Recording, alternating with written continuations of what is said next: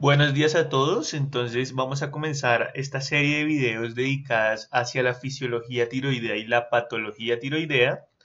Vamos a comenzar hablando acerca de la fisiología. Lo primero que debemos respondernos es ¿qué es la glándula tiroides? Entonces, la glándula tiroides es una glándula endocrina que se sitúa debajo de la nuez de Adán, lo que conocemos como el cartílago tiroides, sobre la tráquea, y está constituida por dos lóbulos que dan un aspecto en forma de mariposa y se encuentran a ambos lados de la tráquea. Se le llama tiroides porque en griego esta palabra significa escudo y esto se debe a su forma bilobulada. Tiene una cápsula fibrosa que la cubre totalmente y envía tabiques a su interior que le dan este aspecto lobulado a su parénquima. Ambos lóbulos están conectados por esta pequeña porción de aquí que se conoce como el istmo y recibe uno de los suministros más grandes del cuerpo. Por esta razón tiene este color así vino tinto rojizo. Es irrigada por las arterias tiroideas superiores e inferiores y asimismo es drenado por venas que llevan su mismo nombre. Y esta glándula tiene como fin principal regular el metabolismo corporal. Cuando nos vamos a verlo un poco más al microscopio, y analizamos la histología de esta glándula tiroides, nos encontramos con que está conformada por sacos huecos esféricos a los cuales les vamos a llamar folículos tiroideos. Entonces, ese folículo tiroideo es la suma de lo que se encuentra a nivel central como a nivel periférico. Entonces, a nivel periférico vamos a tener unas células que se conocen como las células foliculares, que corresponden a un epitelio cúbico simple, que es el encargado de sintetizar estas hormonas tiroideas. En el interior, en la parte central, vamos a tener algo que se llama el coloide. Este coloide está lleno de unas proteínas que se conocen como tiroglobulinas, que ya vamos a ver cómo son importantes en la síntesis de hormonas tiroideas. Y hay otras células que se encuentran en el intersticio, aquí en esta zona, que se conocen como las células parafoliculares. De ellas hablaremos en otro video, donde nos dedicaremos un poco a su función, donde su principal acción radica en secretar la hormona calcitonina. Entonces, ya que estamos hablando de todo esto de la hormona tiroides, lo primero que nos tenemos que responder es cómo se forma esta hormona tiroides. Entonces, lo primero que debemos saber es que esta hormona requiere un elemento que tiene que provenir de la alimentación, que es el yodo. Y ese yodo tiene que llegar de alguna forma desde el tubo digestivo hasta la sangre, después de la sangre a estas células foliculares y después de las células foliculares a ese coloide. Entonces, asumiendo que ya lo hemos absorbido a lo largo de nuestro tubo digestivo, lo hemos obtenido de los alimentos, especialmente de la sal yodada, que hoy en día es un requisito para que la sal tenga yodo y todo el mundo pueda acceder a este elemento básico para la nutrición. Asumiendo que ya ha llegado aquí por la sangre hasta las células foliculares a partir del transportador NIS, y este transportador lo que va a hacer es funcionar como un simporte de sodio y de yodo. Entonces, por cada molécula de yodo que ingrese a la célula folicular van a ingresar 2 de sodio. Una vez tenemos el yodo dentro de la célula folicular, él rápidamente es llevado y expulsado al coloide por otro transportador que es un antiporte que se llama pendrina.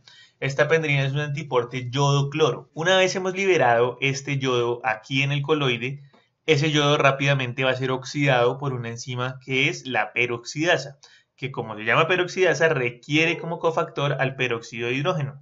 Y una vez se oxida ese yodo, va a unirse a una proteína que se llama la tiroglobulina. Estas tiroglobulinas vienen de ser sintetizadas desde las células foliculares a lo largo de toda la vía secretora y liberadas en el coloide. Entonces, a estas tiroglobulinas, en los aminoácidos tirosina, se les va a pegar esta molécula de yodo. Y así, dependiendo cuántas moléculas de yodo se liguen a esta tiroglobulina, vamos a poder formar diferentes moléculas. Entonces, si se fija solo una molécula de yodo, vamos a tener monoyodotirosina, que es este MIT. Si se fijan dos, vamos a tener diyodotirosina, que es el DIT. Y cuando nosotros unimos un complejo de MIT con uno de DIT, vamos a formar la triyodotironina o T3. T3 entonces es la suma de estos dos. RT3 es el orden inverso de la unión de estas moléculas. Es decir, si se une primero el M y T con el D y T, formamos T3, pero si se une D y T y luego el M y T, se forma el RT3. Y si lo que tenemos es la unión de dos moléculas D y T, lo que vamos a formar es la hormona T4. Entonces, de esta forma, tenemos tanto a T3 como a T4, pero estas T3 y T4 en este momento todavía están unidas a la tiroglobulina en el coloide. Entonces, este complejo proteína-hormona va a ser absorbido a través de pinocitosis en vesículas nuevamente a la célula folicular, y una vez es absorbida en estas vesículas, esas vesículas rápidamente son llevadas a un lisosoma, en donde en ese lisosoma se encontrarán con enzimas proteasas que facilitarán la ruptura de la tiroglobulina de esas T3 y T4. Entonces vamos a liberar a la T3 y la T4 de la unión que tenía con la tiroglobulina. Y una vez se da esa ruptura, entonces ya tenemos nuestras hormonas y se liberan esos D y T y M y T que se habían formado para volver a hacer exactamente el mismo proceso. La T3 y la T4 son liberadas en sangre y ellas van a ir a buscar sus sitios de unión a lo largo de los tejidos periféricos. Entonces, de estas hormonas T3 y T4 que han sido liberadas en sangre, más o menos del 95 al 98% van a corresponder a la hormona T4 y el otro 2% va a ser liberado en forma de T3. Pero lo que pasa es que T4 no es tan activa en los tejidos, por lo tanto T4 tiene que ser convertida en T3. Y para que pueda generarse esta reacción hay unas enzimas que se conocen como las yodasas que se encuentran en todos los tejidos periféricos que van a transformar esta T4 en T3. Le van a quitar un yodo para que quede como T3.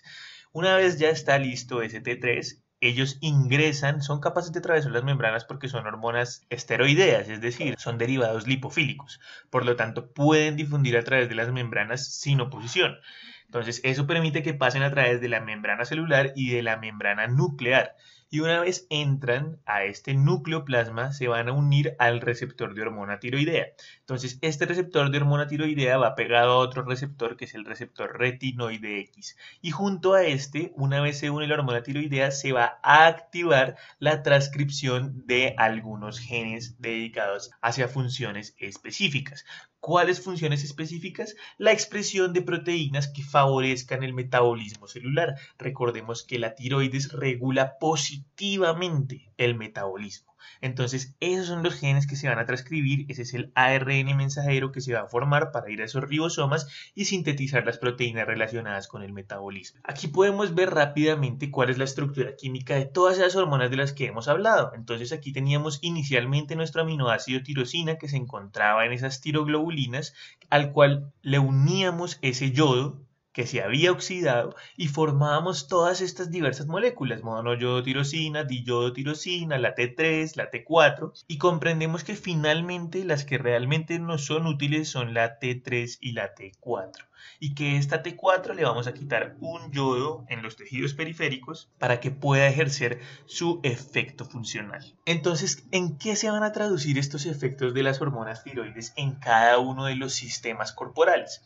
Cuando estamos hablando especialmente de los aspectos metabólicos, lo que va a ocurrir es que se van a aumentar todas las cosas que estén relacionadas a este metabolismo. Entonces, como vamos a tener más metabolismo, necesitamos más mitocondrias. Como va a haber más metabolismo, va a haber más ATP, por lo tanto la bomba sodio-potasio va a funcionar más. Como vamos a formar más ATP, el consumo de oxígeno va a ser mayor. Vamos a tener que hacer mayor absorción de glucosa para poder metabolizar más. Eso quiere decir que también se aumentarán los procesos de síntesis de glucosa, es decir, gluconeogénesis, como catabolismo del glucógeno para también obtener glucosa libre. La lipólisis también estará activa para poder obtener acetil-CoA. La síntesis de proteínas va a estar aumentada, ya que requerimos enzimas para este metabolismo. Y el índice metabólico basal claramente también va a estar aumentado, es decir, la cantidad de calorías que va a ser capaz de quemar esa persona en el día van a ser mayores que las que normalmente quema. Ahora, hay algunas cosas que se van a disminuir. Por ejemplo, el colesterol, los fosfolípidos y los triglicéridos, que finalmente estos son todos resultado de reacciones anabólicas, es decir, son totalmente opuestas a un proceso de lipólisis. Ahora, también se nos van a disminuir la cantidad de vitaminas porque todas las reacciones enzimáticas que se requieren en este metabolismo, algunas de ellas pueden requerir cofactores que suelen ser vitaminas. Entonces, como está ocurriendo tanto, las vitaminas se van a comenzar a agotar y se debate si la acción de la hormona tiroides favorece la disminución del peso corporal, porque si bien es cierto que se quema un mayor número de calorías por día, también la necesidad de comer es mayor cuando hay acción de la hormona tiroides, lo cual normalmente suele equilibrar esa balanza. Digamos que esto radica principalmente en las observaciones que se han hecho en hipotiroideos, donde se puede ver o se ha relacionado a lo largo de la historia con que estos pacientes tienen un mayor peso. Sin embargo, no es muy claro si se debe a la producción de glucosaminoglicanos que genera la retención de agua o si realmente es debido a un incremento del peso neto de ese cuerpo. Pero esto lo hablaremos más a profundidad en el video de hipotiroidismo. Ahora, cardiovasculares. ¿Qué efectos tenemos cardiovasculares? Entonces vamos a aumentar el gasto cardíaco, el flujo sanguíneo a los tejidos mediante vasodilatación, la frecuencia cardíaca, la fuerza del corazón, porque esta hormona tiroides está facilitando que ocurra más rápido todo ese metabolismo del miocardiocito. En el sistema osteomuscular, va a aumentar el tono muscular al punto de que cuando está en exceso genera un temblor en reposo característico del paciente hipertiroideo. Además, es crítico para la velocidad del crecimiento. Durante la infancia, los niños que desarrollan hipotiroidismo van a tener una menor estatura, ya que está disminuida esta velocidad. Pero aunque uno pudiera creer que el hipertiroideo lo que va a hacer es mayor estatura porque la velocidad de crecimiento es mayor, resulta que no es tan así, porque si bien hay una maduración más rápida, las epífisis se cierran más temprano y por lo tanto, finalmente el resultado neto es que también termina teniendo una menor estatura. En cuanto al sistema respiratorio, vamos a tener una mayor frecuencia respiratoria y profundidad en la respiración, porque como el metabolismo está aumentado, pues estamos produciendo más CO2 de lo que deberíamos producir y por lo tanto, la acción de la hormona tiroides va a regular positivamente esa respiración. Gastrointestinal. Se favorece la secreción de jugos digestivos y la motilidad del aparato digestivo. Estas células están actuando más, estamos requiriendo mayor absorción de glucosa, mayor absorción de nutrientes, por lo tanto tiene que haber mayor actividad gastrointestinal.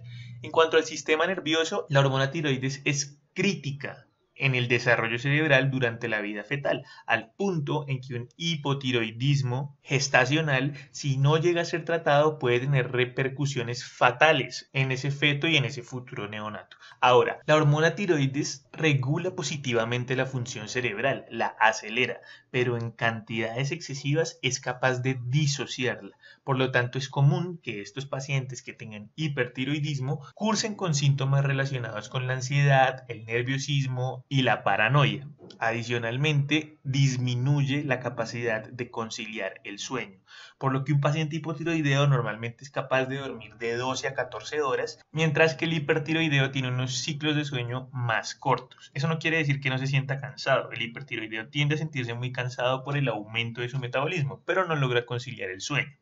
Y respecto al sistema reproductivo, se sabe que esta hormona tiroides favorece la libido y disminuye el sangrado durante el ciclo menstrual. La carencia de hormona tiroides se ha relacionado con mayor frecuencia de sangrado y abundancia del mismo. Así que estas son las funciones que ejercen estas hormonas tiroideas en el cuerpo humano, que en síntesis todas se pueden definir a partir de un aumento del metabolismo celular. ¿Cómo se regula la secreción de esta hormona tiroides? Vamos a tener otras dos hormonas relacionadas con esta regulación. Entonces todo esto va a partir del eje hipotálamo-hipófisis. Entonces normalmente la secuencia de eventos que favorece la producción de hormona tiroides es que desde el hipotálamo se produce una hormona que se llama la TRH o llamada hormona liberadora de tirotropina, que se va a dirigir a través de la circulación portal hacia la hipófisis y en la hipófisis va a estimular la liberación de otra otra hormona que se llama TSH o tirotropina. Esa TSH va a viajar a través de la sangre y se va a dirigir hasta la glándula tiroides, lugar en donde va a estimular la liberación de T3 y T4. Ella lo que normalmente hace es aumentar la proteólisis de tiroglobulina, aumentar la actividad de la bomba yodo-sodio para que entre más yodo, aumenta la yodación de esa tirosina en el coloide, aumenta el tamaño y la actividad de células tiroideas, así como el número de células tiroideas. Por lo tanto, en condiciones exageradas puede llegar a producir una hipertrofia de esa glándula tiroides, generando lo que conocemos como el bocio. Pero para que ésta no se secrete en cantidades desproporcionadas, una vez se ha producido la T3 y la T4, van a generar una regulación negativa en la liberación tanto de TRH como de TSH. Y así funciona la regulación de la secreción de hormonas tiroideas. Por lo tanto, sería de esperar que un paciente hipotiroideo, por ejemplo, al tener baja hormona tiroides, no pueda regular negativamente este eje y por lo tanto se produzca más TSH de lo normal y se induzca una hipertrofia de esa glándula tiroides, característica de los pacientes hipotiroideos. Y de la misma forma ocurriría si es al contrario. Si lo que tenemos es mucha T3 y mucha T4, vamos a tumbar por completo la producción de esa TSH. Y por lo tanto los valores que vamos a encontrar en sangre de TSH van a ser muy bajos e inclusive pueden llegar a ser nulos. Y estos son los conceptos que debemos tener claves para poder entender lo que vamos a ir hablando acerca del hipotiroidismo y el hipertiroidismo. Nos vemos en el siguiente video.